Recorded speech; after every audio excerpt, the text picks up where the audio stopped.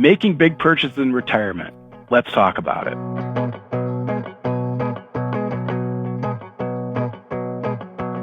My name is Kyle Akers, and I'm a certified financial planner for Modern Wealth Management.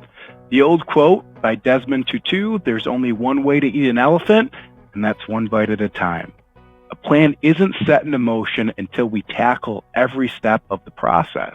We plan for big purchases during our accumulation years, so of course we need to plan for the big expenditures during our golden distribution years.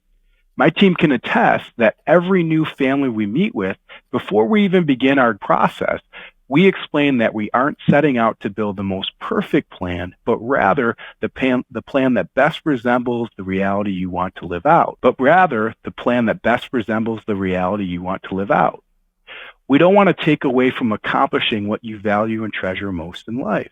In my mind, there are two types of big purchases in retirement, the known ones and the unknowns, or the pop-ups as we refer to them. Known ones are what we can see coming down the road.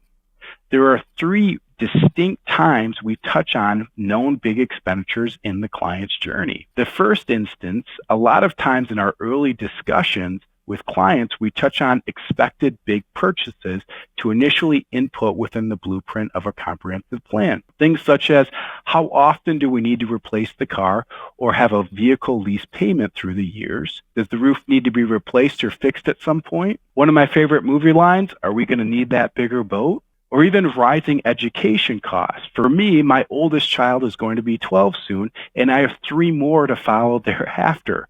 The price of college is rising rapidly. You need to ensure that the appropriate inflation target is attached to that big purchase. Different expenditures inflate differently. The same program at the same school in subsequent years is just going to cost more.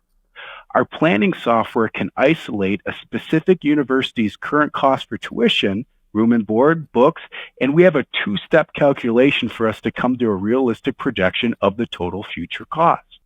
I appreciate everyone flirting with the idea of helping pay for my children's education. It's just one example, although you may want to help a niece or nephew or a grandchild in retirement.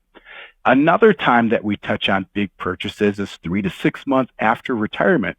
We want to do a deep dive on expenditures to ensure that our projections are perfectly jiving with reality road. Lastly, at the end of every year, we complete a tax projection. A big purpose of this is to determine if we should pull ahead future retirement taxes to ensure you're never paying more than our current 30-year low IRA tax rates. One of the big important byproducts of this exercise is being able to evaluate your income and sources and plan for the next year's or the coming year's big purchases. Maybe a portion of that planned Roth conversion should go to a bank or a brokerage account instead, so we are prepared for that big thing that is coming and don't have to worry about navigating the 5-year Roth rule. The point is that whether we are helping with a first home purchase, a loved one's wedding, or maybe even that milestone vacation you've been dreaming of, not only do you need to ensure that you're in the right ballpark for assuming the appropriate big purchase amount, but that you're also attaching the right inflation factor for items coming down the road. Inflation, unfortunately,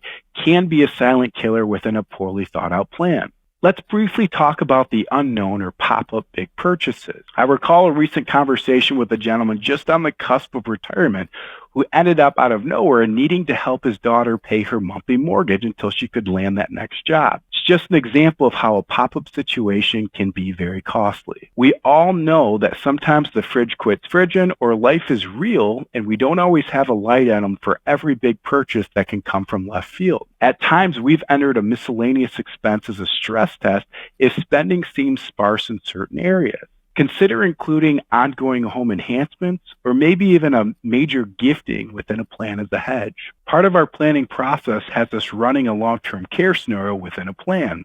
This is already scary by itself, and then you got to determine how and if you can pay for it.